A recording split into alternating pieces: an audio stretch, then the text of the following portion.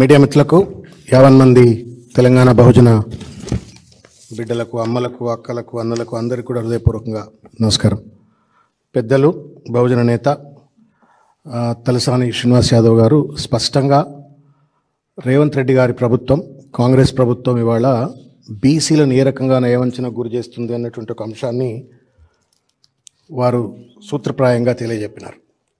వారు తెలియజెప్పినట్టుగా రేపు విస్తృత స్థాయి బీసీ నేతల సమావేశము, దాంట్లో ఇంకా కూడా పూర్తి స్థాయి వివరాలు ఇస్తాము. కానీ కొన్ని స్పష్టమైనటువంటి నిర్దిష్టంగా కనబడుతూ ఇవాళ బీసీలను ఎట్లా మోసం చేస్తూ ఉన్నారు, ఉన్న కాస్త రిజర్వేషన్లను కూడా రాకుండా చేసేటువంటి ఒక కుట్ర, తద్వారా కనీసం లోకల్ బాడీ ఎన్నికలను కూడా నిర్వహించకుండా బీసీలకు రాజకీయ సాధికారత లభించకుండా ఏ రకంగా రేవంత్ రెడ్డి ప్రభుత్వం చేస్తున్న కుట్ర అనేటువంటి ఒక అంశాన్ని మేము ముందుకు ఉంచేటువంటి ఒక ప్రయత్నం చేస్తాం.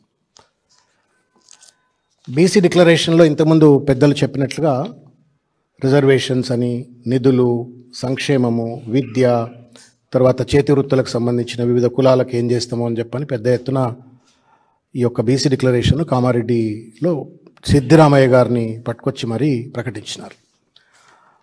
ప్రధానంగా ఇవాళ స్థానిక సంస్థల ఎన్నికలకు సంబంధించి రెండు ముఖ్యమైనటువంటి ఒక అంశాలు, అది రిజర్వేషన్స్లో first, BC reservations will be increased based on caste census and BC commission report within 6 months of assuming power. అంటే 6 నెలల లోపే కులగణన జరిపించేస్తాం.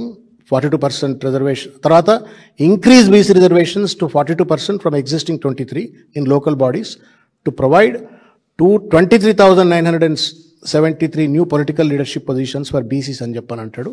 అదేవిధంగా ప్రొవైడ్ సబ్ కేటగరైజేషన్, అంటే ఉపవర్గీకరణ, బీసీలలో ఉన్నటువంటి ఒక వెనుకబడ్డ కులాలకు ఉపవర్గీకరణ, ఎట్లయితే విద్యా ఉపాధిలో ఏ రకంగానైతే ఉపవర్గీకరణ బీసీలకు ఉందో అదేవిధంగా రాజకీయంలో కూడా ఉపవర్గీకరణ చేస్తామని చెప్పని చెప్తూ పెద్ద ఎత్తున ఇచ్చినటువంటి ఒక వాగ్దానం.